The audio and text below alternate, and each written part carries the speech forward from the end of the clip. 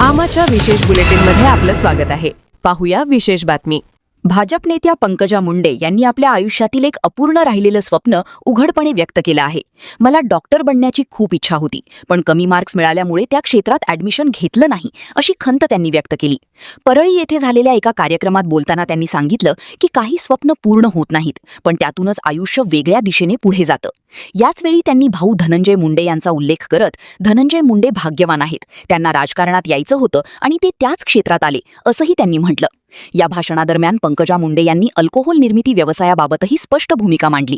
त्यांच्या या वक्तव्यामुळे सध्या राजकीय आणि सामाजिक वर्तुळात चर्चा रंगताना दिसत आहे.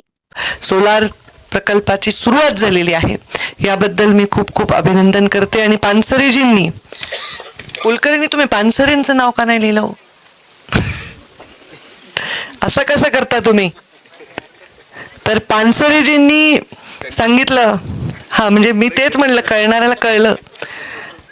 तर त्यांनी सांगितलं आज सगळ्यात जास्त ऊर्जा निर्माण झाली इथे, बरोबर आहे. 15,000 युनिट झाले, बरोबर, if I am not wrong. Generally average 12-13 हजाराचा असतो. आता कशी नाही होणार? तुम्ही धनंजय मुंडेंना बोलवले, पंकजा मुंडेंना बोलवलेलं आहे, हो, दोन पण इकडे आहेत. सगळं इकडे एकत्र करण्याचं सामर्थ्य कराडांमध्ये असल्यामुळे आणि पुन्हा वर सूर्याचा आपल्यावर कृपा आहे. पण हे काय चांगलं आहे का मला माहीत नाही, कारण सगळ्यात जास्त रेडिएशन बीड जिल्ह्यात आहेत. हे चांगलं म्हणायचं का काय म्हणायचं मला नाही माहिती. पण आता या सोलारच्या दृष्टीने, या प्रकल्पाच्या दृष्टीने हे चांगलं आहे, ऊर्जा निर्माण होते. पण लोकांच्या दृष्टीने हे चांगलं नाही आहे.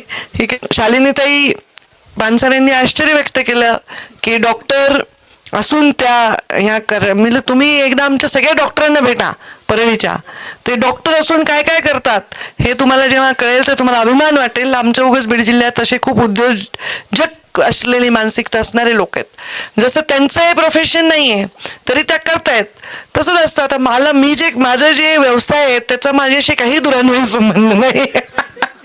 मी मोठी डिस्टिलरी चालवते आणि अल्कोहोल बनवते. माझा सुगंधा सुद्धा संबंध नाही, पण मी अल्कोहोल बनवते.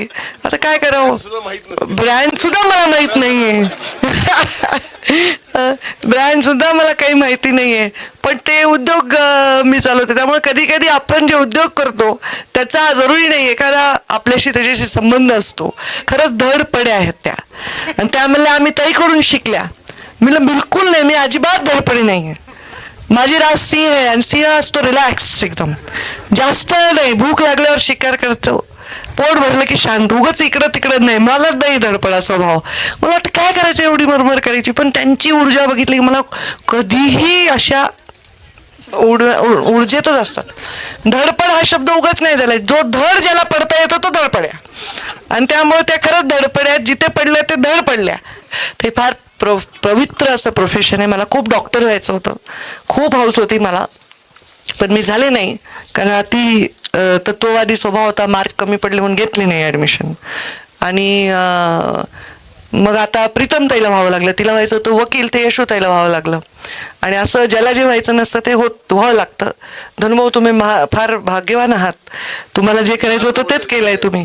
राजकारणात यायचं होतं राजकारणात आले, हा आम्ही उघडे अडकलो इकडे. मी माझ्या भावाला तेव्हाही फोन करून सांगेन, जसं आता जमिनीच्या वेळी सांगितलं,